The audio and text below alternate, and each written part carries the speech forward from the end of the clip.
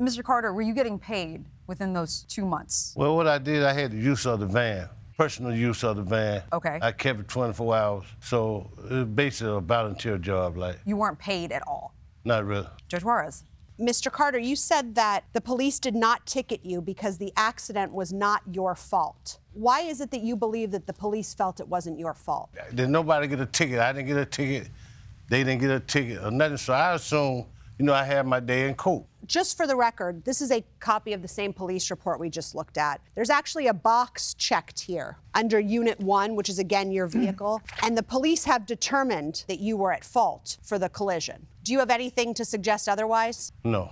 All right. I think we've heard what we need to hear, and you're excused, and we will deliberate on the case. Thank you. An interesting issue came to mind, is lack of screening of the defendant.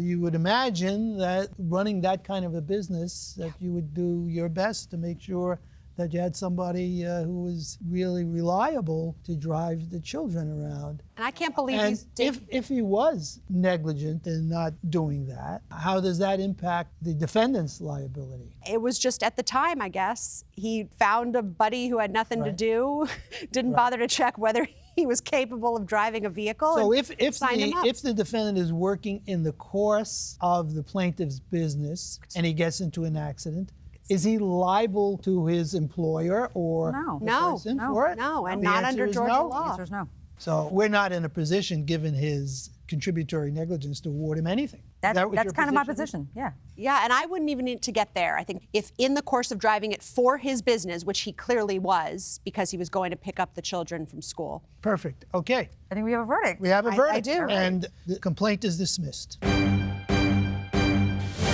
This court is again in session.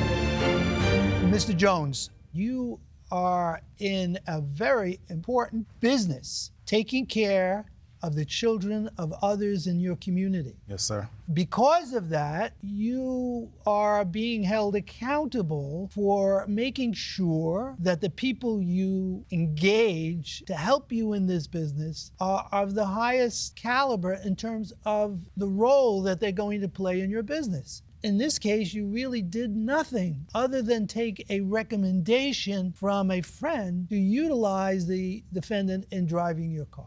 And we consider that to be negligence on your part.